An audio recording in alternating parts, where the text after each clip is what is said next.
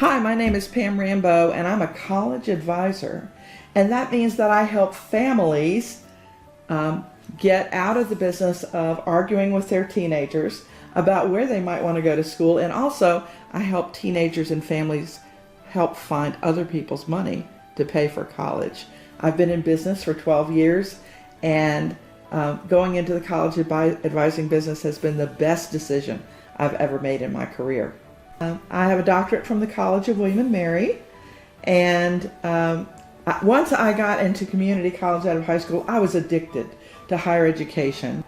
I loved working with teenagers and young college students, and then I retired, and it was like the lights went out. I missed them, but I didn't realize there were other ways for me to get to work with them, so I went to the National Speakers Association, to their business incubator, thinking I'd be doing something else, and found out, lo and behold, well, you can operate a business and you can take the thing you're gifted at and you can do good things in the world with that. Whatever it is, doesn't matter. And that was the light bulb that made me an entrepreneur, doing the things that I've largely done in colleges and high schools all my life. And so that was a real inspiration to me to see that whatever it is that you're good at, you can start a business doing that. I was one of those quiet kids in high school. I never got into trouble, and I didn't make particularly high grades, so I never got to see my counselor very often. I didn't know about counseling. But when I got into community college, I met the most wonderful person who made me more aware of my gifts and that I could do anything I wanted. And that was the beginning of an addiction to education and a lot better grades. And the motivation to think about counseling in colleges as a career, and that's how my career began. I ended up ending my education at the doctoral level, and but I'm still learning every day. Still love to learn and really love showing young people what an education means for their entire life and how to go about getting it, no matter what their past record might be. After retirement and after I visited the National Speakers Association, because I thought I was going to become a motivational speaker, I began to study entrepreneurship and how you start a business, because I had no clue. And in 2010, in about 30 days, I taught myself how to become an entrepreneur, created my own website, and began to talk to people in town about this new service. People in Williamsburg, Virginia had never heard of college advising. And I thought I had created it myself, but then I later learned that there are professional associations for people that do what I do. And I am a member of several of them today and mentor some people who are getting into the education business. No, my only product is to take the son or daughter of a family who might be knocking heads about the whole college process, or maybe a student who might be in denial about how close it is to time to start making some decisions, and become a partner with them. And sort of like an athletic coach, walk that student through the process from the fact that college exists, what kind of college might be a best fit for them, what could they study, where could they study, and then helping them go through the various tasks to apply for admission, to maybe interview at some colleges and do some college tours, and then once they get acceptance letters, know which college fits best, help them make that decision, and then help them enroll. Making that first fall schedule for college is a little intimidating, so it's fun to help them do that.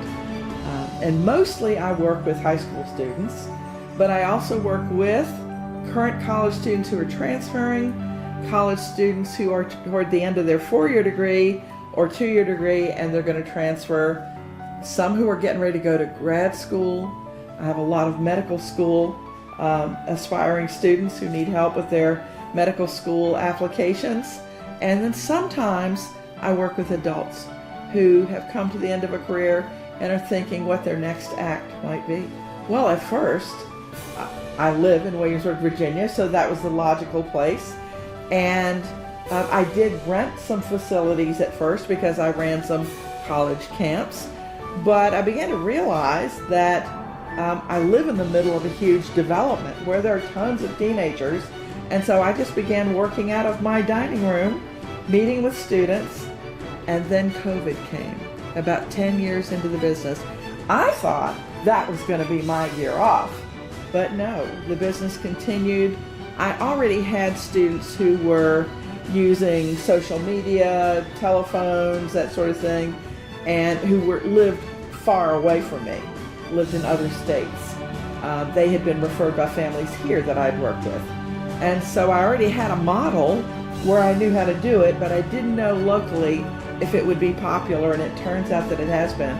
The students tell me sometimes, well, you know, sometimes in our meetings I'm in my pajamas, but you can't see me.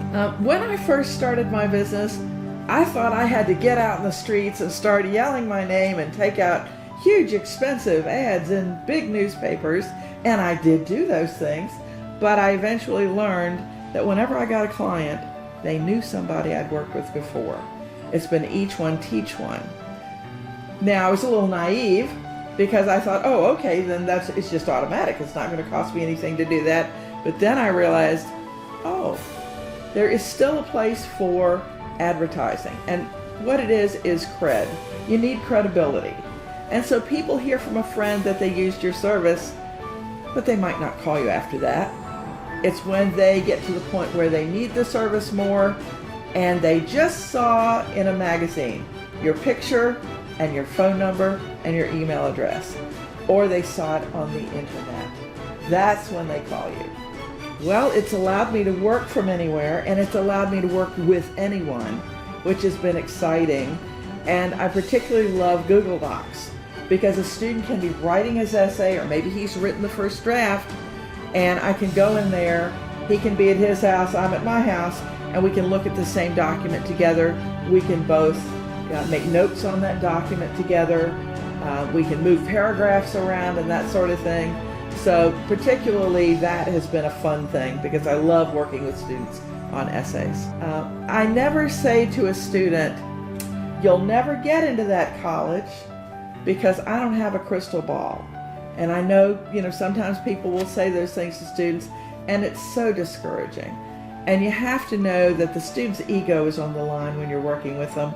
And if a student says they want to apply somewhere, I put it on the list. But then I put some other colleges on the list too, to make sure that student gets into between 6 and 8 of the colleges on a 10-college list. Also, honesty is extremely important. You have to be real with the student, but you don't have to be insulting. And also, you have to respect the boundaries between student and parent and school. Because sometimes you get phone calls, or you'll be asked to make a phone call. And so I like to just explain what the relationship is between a college advisor, a guidance counselor, and teachers to the student and to the parents so that they understand. Because I want to protect their privacy.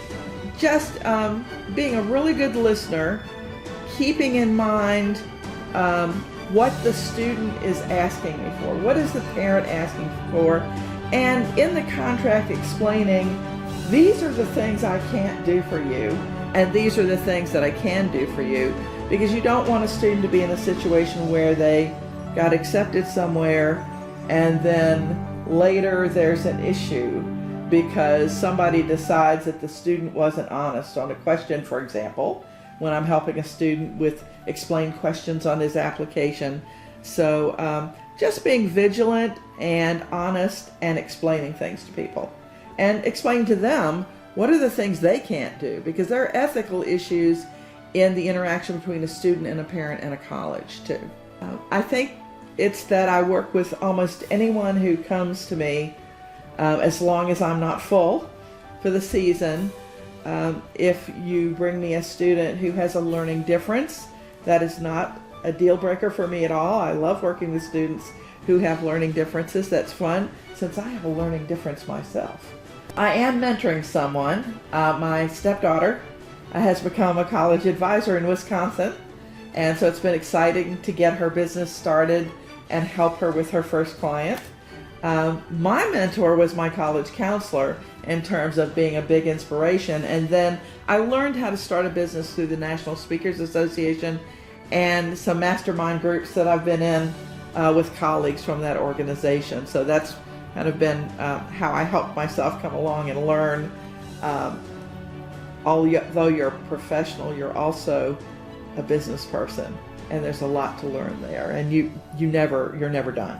Sticking with it and staying the course. By year 3, I was finally breaking even on what I was spending on ads and that sort of thing. And by year 4, I just made a really tiny profit, and I started getting job offers. And it was tempting to go work somewhere and get an actual salary. And I almost did it, but my husband said to me, "You will never know if you do this. If you quit now, you'll never know how successful you will get." And he was right. That was the break year where the business took off. And people kept telling me, "Looks like your business is taking off. We keep hearing a buzz about your business in town." And so they were all right. So I think making that decision to stay the course and stick with it really was the thing that kept me successful. It really would have been easy to quit the first 3 years when you keep putting money out of your savings account into the cost of running a business. But staying the course and hanging with your friends who own businesses, because they're running into some of the challenges that you're running into, and that's really helpful. Well, certainly from my example, I never discourage anybody. I love to talk to both students and adults about what it is that makes them unique. What gifts were they born with? What are the top 3? What could you do with that? And you can often see when they tell you their dream. I have a test that I administer that helps me with that, to say, okay, I totally see why that's your dream. And this is what you have going for you that's going to make you successful. And let's talk about how you would do that. Many times adults come to me thinking that they have to go back to school, and they're surprised. Oftentimes they don't need to go back to school to start their new career. Staying the course has been so important, and I think any business person would say that you can't think you're going to go into business today and be making a profit tomorrow. You have to know that it's true what the Small Business Association says. It's going to take 5 years for your business to really take off. And so staying the course has been important. I did give thought to not staying the course about year 3. And good advice from my husband: you'll never know what this business could have done if you give up now. And the other thing I think is you have to realize this is a marathon, it's not a sprint. And you have to keep innovating and making your business better by watching your client and see what the clients need. And over time, that seems to change, and that's been exciting to me. My guidance counselor in college was not only an inspiration to me, but also a mentor. She was the first person who pointed out my gifts, and that had never been done before. And going to the National Speakers Association and meeting other people who were starting unusual businesses was a wonderful gift to me, and participating in mastermind groups with those entrepreneurs was helpful for many years. And now I'm mentoring my stepdaughter, who has become a college advisor in Wisconsin, and talking to a few other people that are thinking about getting into college advising and explaining what my journey was and what they might want to do. I'm really excited about that. I used to work there, so I know where you're going. And I'm going to have fun with you looking up on the internet this summer the clubs and organizations that Warwick High School offers, because part of helping you get ready for college is not just thinking about what classes you're going to take, it's also thinking about what fun things you want to do. For example, I learned from you that you like anime. And so we want to see, is there an anime club that Isaiah could be a member of?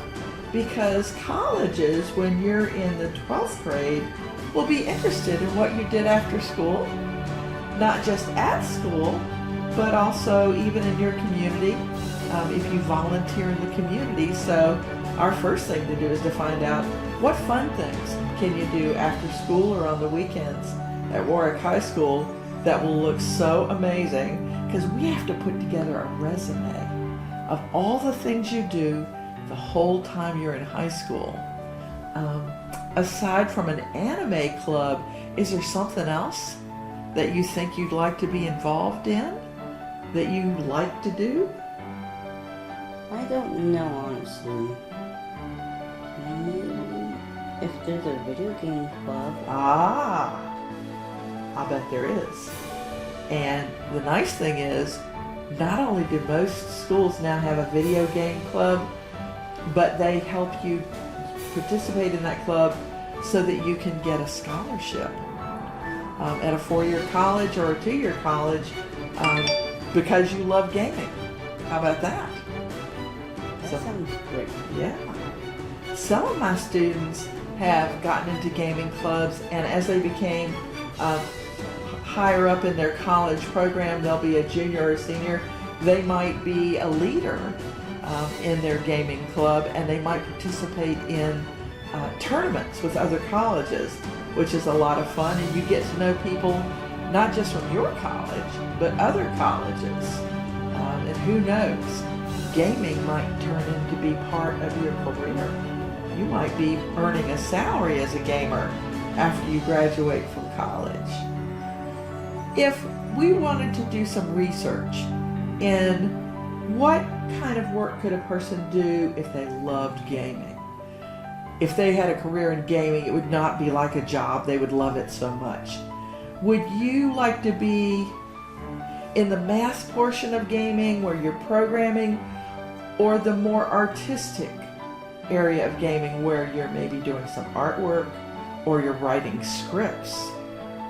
Do you think you would like programming or writing scripts, or do you think you might be like a person who likes to be involved in a little bit of everything? I like to be an artist. Wonderful. I understand you do some artwork, and you were drawing a picture earlier. What game did that have to do with? Mario? Oh. And Mario's been around for a while, right? Yes. Now, I am not a person that knows a lot about gaming, but I do know about what students get to do in their careers using those skills. Some of them are even in the military, and they're operating drones and that kind of thing, which is a lot like gaming. And so it does have a lot of possibilities for you. So, what does this picture that you drew, what were you representing there? And you've got, who are these people? Those are me and my friends. Okay, so there are 3 of you that play together. Mm-hmm. And is one a cousin? Did I get that right? One of your gaming buddies is a cousin of yours? Mm-hmm. Okay. And what is this up here? That's Sonic the Hedgehog. Okay. And how about this? Is that like a logo for the game, or what is that? That's Mario's really big nose and mustache. Okay. See, I don't know a lot about Mario. I've seen some pictures. But is that the favorite game for you and your friends? Yeah. Oh, okay. Well, that's very exciting. Maybe you and I will have to do some searching for next summer, because this summer's kind of half gone. There will be some coding camps, and there will be some art camps that we could look at to see if the dates and the locations would be fun and convenient for you, and see if we can't get you into one of those. And aside from you learning something that you wouldn't have gotten to learn, it would prepare you for maybe CAD classes in high school and other art classes that would help you increase your skills. And also, something students don't often know is that colleges love to see what you do with your time in the summer. You would think they'd leave you alone in the summer, but no. In addition to looking at your courses that you take in high school, they think, is this guy really a scholar? How could we really know? what does he do in his free time when he thinks nobody's paying attention? And so every summer I try to help a student find something fun that's considered educational or scholarly. And they go and do that. Usually it's, in their community, it's either free or it's not very expensive. And they learn something new that, in your case, would be related to gaming, but then we'll put it on the resume. And oftentimes, these are at colleges. So maybe the summer after ninth grade, you would be at the College of William and Mary in a coding class or an art class, and you'd be able to put that on your resume. And every year after the year ends for summer school, we can find something fun that relates to gaming that would make you a little more of a professional each year. And maybe some of my students became friends with the teachers of those summer camps, and they ended up getting a letter of reference later from them. So there's some fun things that we can discover for you each summer that won't feel like a school class because it's not graded, but it'll be something that you love, that you would want to do anyway. And maybe your cousin and other friends might want to do something like that, so we can share that information so that your gaming friends and you have the same skills and experiences and can have some fun with that. One of my students became really good at criticizing or critiquing games. And he became so good at it that the information he put on the internet had sometimes as many as 4,000 people responding to his critiques of games, and he would describe how they could make the game better. I don't know if that's of interest to you, but it's an example of what you can do as a high school student that would be fun and come natural to you, but really impress your colleges later. So that's kind of exciting. But what do you normally, is there anything that you would like to do next summer that you've been thinking about or planning? I don't know, honestly. If you go on a trip, we can put that on your resume. If you and your family go on a vacation, sometimes we could look at where you're going, and we can have a small fun thing for you to do while you're on vacation, and that would be educational. It could be called scholarly, and that would look good too to colleges. Maybe we could even, every time your mom and your brother and you go out of town, we could say, is there a college in that town that they're going to visit where their relatives live that you might want to take a look at? Because going to look at colleges is fun too, and it could give you material for maybe a dream about where you might be after senior year. So I am really excited to get to work with you, and just looking forward to the decisions you're going to make, and just finding cool things for you while you're in high school that's going to really impress your colleges and show them how fun you are, how smart you are, and all the other gifts that you have. And I recently sent to your mom's email an assessment that you're going to take, and that's my favorite test in the whole world because it only says good things about you. It's a test to identify your gifts. So the next time you and I meet, you will have had a chance to do that assessment, and we'll take a look at see what kind of gifts you have. These are things you were born with, that you inherited from parents and aunts and uncles and grandparents, and we'll identify those things and see what kinds of gifts you might have that would lend themselves to a career in gaming and some other related areas. And I'm just really excited that I want to get to work with you while you're in high school and help you enroll in college. Thank you for coming. Nice to meet you. Nice to meet you.